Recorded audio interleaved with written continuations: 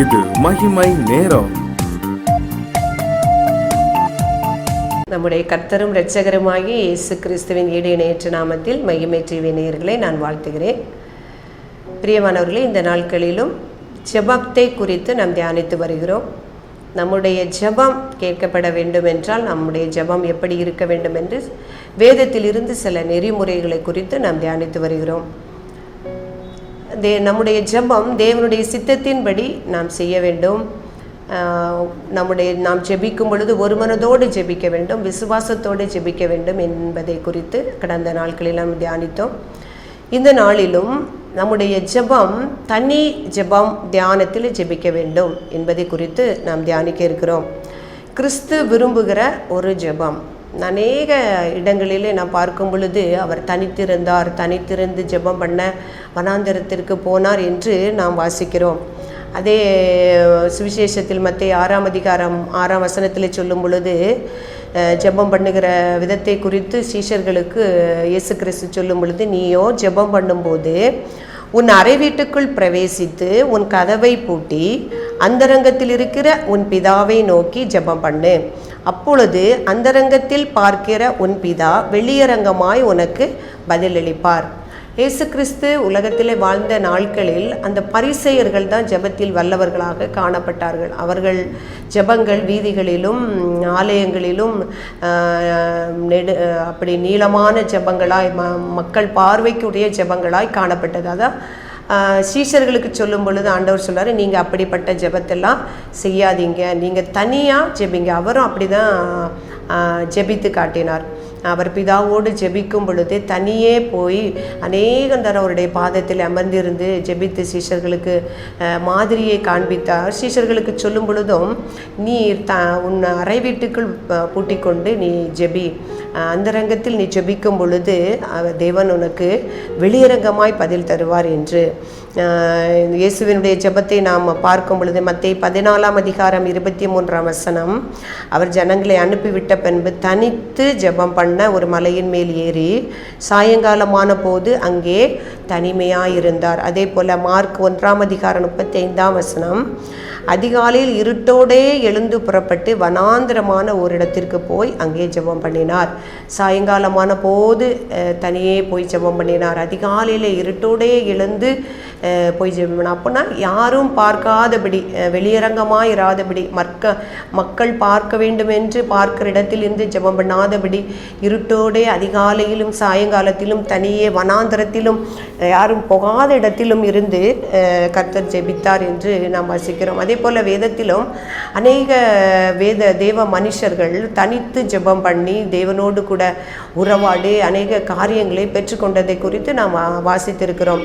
இது அப்போஸ்தலர்கள் 10ஆம் அதிகாரத்தில் வாசிக்கும்போது கொர்நேலியு என்கிற ஒரு கர்த்தருக்கு பயந்த ஒரு மனிதனை குறித்து நாம் வாசித்திருக்கிறோம். அந்த மனிதன் தர்மம் செய்கிறவனாகவும் நீதி செய்கிறவனாகவும் காணப்பட்டான். அப்பொழுது அவன் ஜெபித்து கொண்டிருக்கும் பொழுது அவனுடைய ஜெபம் கேட்கப்பட்டது. ஆண்டவர் கர்த்தர் சொல்றாரு, கொர்நேலியுவே, உன் ஜெபம் கேட்கப்பட்டது, உன் தர்மம் தேவ சமூகத்திலே நினைத்தருளப்பட்டது. பிரியமானவர்களே, அவன் தனிமையாக தேவனிடத்திலே ஜெபிக்கும் பொழுது அவன் ஜெபம் கேட்கப்பட்டு பேதுருவிடத்தில் தூதனை அனுப்பி பேதுருவானவனை அவர்களுக்கு சுவிசேஷத்தை, கொர்நேலியுவுக்கும் அவருடைய குடும்பத்தாருக்கும் சுவிசேஷத்தை அறிவிக்கும்படியாக அவருடைய தூதனால் பேதுருவானவர் கொண்டு வரப்பட்டார் என்று அப்போஸ்தலர் 10ஆம் அதிகாரத்திலே நாம் வாசிக்கிறோம். இன்னும் தனிமையிலே ஜெபித்த அநேக வேதத்தில் மனுஷர்களை நான் பார்க்க முடியும். தானியேலை பாருங்கள்.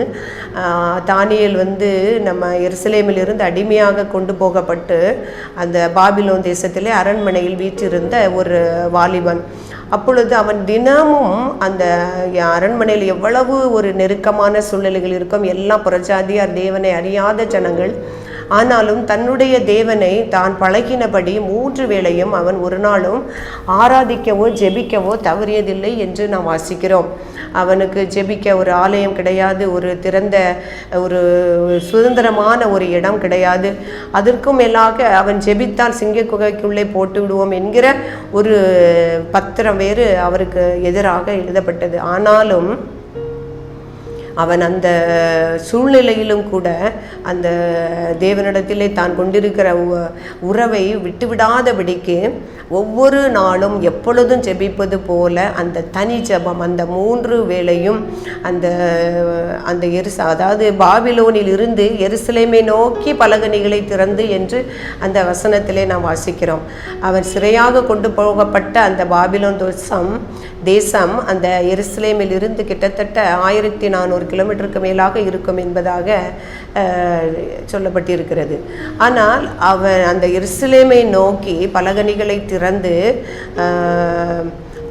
தன் அறை வீட்டுக்குள்ளே இருந்து ஜெபித்தான். அப்பொழுதே அவனுடைய ஜெபம் கேட்கப்பட்டு கர்த்தர் அவனுடைய எல்லா தீங்குக்கும் அந்த சிங்கங்களின் வாய்க்கும் விலக்கி அவனுக்கு கேடுண்டாகாதபடி காத்து கொண்டார் என்று நாம் வாசிக்கிறோம். அதே போல் நம்ம எசேக்கியாவினுடைய நாட்களில் அவன் கர்த்தருக்கு எவ்வளவு பிரியமான காரியங்களை செய்திருந்த பொழுதும் அவனுக்கு ஒரு நோய் வந்த பொழுது கர்த்தரை நோக்கி தனிமையிலே அழுது அவன் ஜெபித்தான். விதத்தில் பார்க்கிறோம். அவனுடைய கட்டிலிருந்து எழும்ப முடியாமல் அவன் சுவர்புறமாய் திரும்பி, தேவன் என்னுடைய பலவீனங்களில் எனக்கு நீர் உதவி செய்யும், நான் செய்த நீதி நியாயங்களை நினைத்தருளும் என்று கர்த்தரிடத்தில் ஜெபிக்கும் பொழுது அவருடைய ஜெபம் கேட்கப்பட்டது.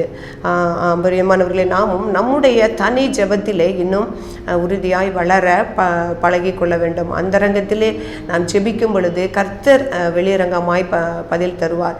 எல்லா காரியங்களுக்காகவும் நம்முடைய ஆவிக்குரிய காரியங்கள், நம்முடைய பிள்ளைகளுடைய குடும்ப காரியங்களுக்காகவும், சபைக்குரிய காரியங்களுக்காகவும், தேசத்துடைய எழுச்சிக்காகவும் நாம் இணைந்து ஜெபித்த ஆனாலும் நம்முடைய தனி ஜெபம் மிகவும் முக்கியம். அதிகாலையிலே அல்லது சாயங்கால வேளையிலே அல்லது நம்ம கதவு அறையை பூட்டி கொண்டு நாம் தேவனோடு கூட இணைந்து நாம் ஜெபிக்கும் பொழுது ஆவியானவர் நமக்கு உதவி செய்வார். நமக்கு எப்படி ஜெபிக்க வேண்டும் என்று அவர் நமக்கு கற்றுத்தருவார். தேவன் நம்மோடு கூட பேசுவார். அப்படி நாம் ஜெபிக்கும் பொழுது நம்முடைய ஜெபம் கேட்கப்படும். இன்னும் ஒரே ஒரு மனிதரை குறித்து நாம் பார்ப்போம். அதாவது நெகேமியா ஜெபிக்கும் பொழுது சொன்னார். அவரும் அந்த இஸ்ரவேலிலிருந்து எருசலேமிலிருந்து சிறையாக கொண்டுபட்ட ஒரு மனுஷன். அவரும் ஜெபிக்கும் பொழுது தனியாக உபவாசித்து ஜெபிக்கிறார். ஆண்டவரே, நான் எங்களுடைய தேசம், எங்களுடைய ஆலயம் இப்படி பாழாய் கிடக்கிறதே. அவர் இருக்கிறது அர்த்தசாஷ்டாங்கிற ஒரு ராஜாவினுடைய அரண்மனையில் பானபாத்திரக்காரராக இருக்கிறார். அப்போ இந்த பானபாத்திரர் ராஜாவினுடைய இருதயத்தில் நீங்கள் பேசணும்ப்பா அப்படின்னு சொல்லி அவருடைய தனிமையில் உபவாசித்து அந்த ஒரு பெரிய உன்னதமான காரியத்துக்காக ஜெபிக்கிறார். தன்னுடைய சொந்த காரியத்துக்காக அல்ல, ஒரு உன்னதமான காரியத்துக்காக ஜெபிக்கிறார். அப்போ எப்படிப்பட்ட ஒரு ஆரம்பத்தை அந்த நாட்களில் கர்த்தர் உண்டு பண்ணினார். அந்த அர்த்தசாஷ்டா அவரை நீ போ, உன் தேசத்திற்கு போய் அவருடைய அலங்கத்தை கட்ட நீ செய் என்று அனுப்பி விடுகிறதை நாம் பார்க்கிறோம். பிரியமானவர்களை, ஜெபத்தை கேட்கிற தேவன். நாம் தனிமையிலே நான் ஜெபிக்கும் பொழுது தேவனை கிறிஸ்துவை போல அவர் விரும்புகிறபடி நாம் தனிமையிலே நாம் ஜெபிக்கும் பொழுது அவர் நம்முடைய ஜெபத்தை கேட்பார். அப்படி நம்முடைய ஜெபிக்க முடியாத சூழ்நிலையில கர்த்தர் மாற்றி தரும்படியாக இந்த நாட்களிலே நாம் ஜெபிப்போம். கிருபை நிறைந்த எங்கள் அன்புள்ள தகப்பனே, உம்மை துதிக்கிறோம் அப்பா, உம்மை ஆராதிக்கிறோம், ஸ்தோத்தரிக்கிறோம் அப்பா. ஸ்தோத்திரம் அப்பா.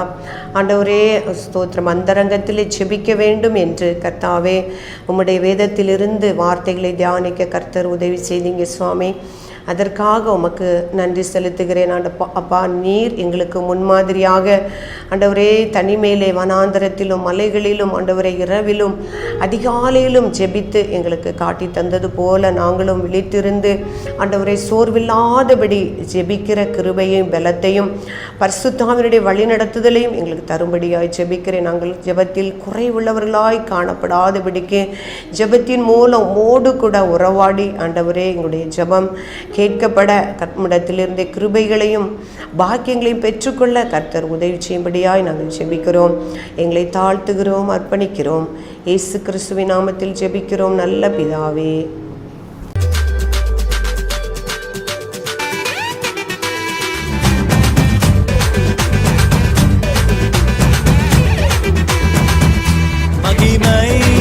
மகிமை மகிமை மகிமை மகிமை